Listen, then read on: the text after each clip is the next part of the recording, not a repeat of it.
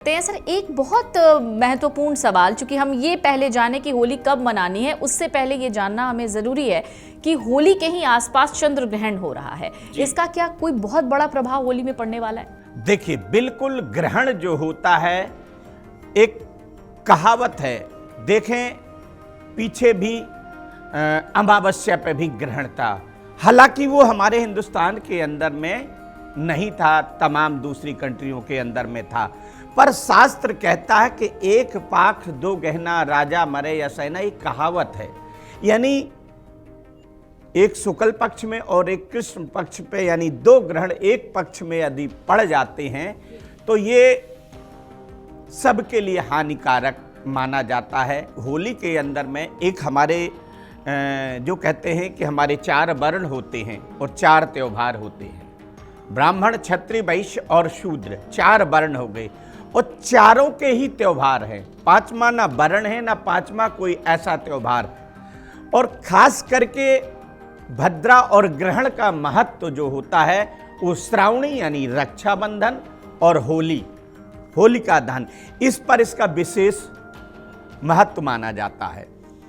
अब जो हमारा एक सबसे बड़ा त्योहार होता है, जिसके अंदर में आदमी के अंदर में एक उत्साह होता है, उसमें एक ब्रेक लग जाना। अब 2 तारीख को होलिका दहन है, यानी 3 तारीख को ग्रहण है, 3 तारीख को ही लोगों को होली खेलना चाहिए। पर उस दिन पहला हमारे में कहते कि बसंत उत्सव का एक सबसे बड़ा त्योहार पहला होता है। इसी के बाद में हमारा नया साल, यानी हमारा जो हिंदू कैलेंडर से होता है, उसके बाद में नए साल का आरंभ होता है। तो जब बसंत आ जाता है और बसंत में ग्रहण का लगना और हमारे महत्वपूर्ण पर्व पर ग्रहण लगना, ये सब के लिए ही हानिकारक होता है।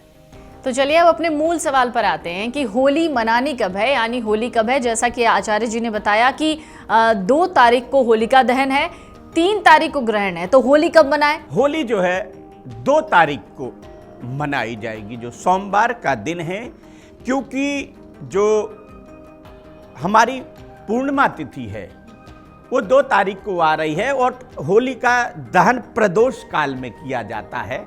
तो प्रदोष काल में यानी 2 तारीख को मिल गया, तो 2 तारीख को 5:55 के बाद में और 8 बजे तक होलिका दहन का जो समय रहेगा, यानी 5:55 शाम से लेकर के और 8 बजे के बीच में होलिका दहन 2 तारीख सोमवार को उचित। चूंकि भद्रा भी है, पर भद्रा का जो पुच्छ काल जिसको बोला जाता, वो पुच्छ काल प्रदोष काल आ रहा है।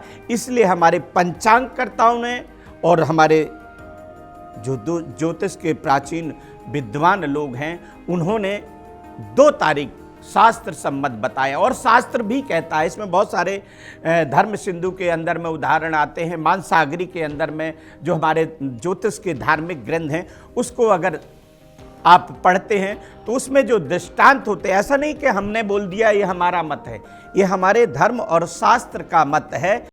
अगर आप ये वीडियो YouTube पर देख रहे हैं तो हमारे चैनल को सब्सक्राइब कर बेल आइकन दबाएं, और Facebook पर देख रहे हैं तो हमारे पेज को लाइक करें।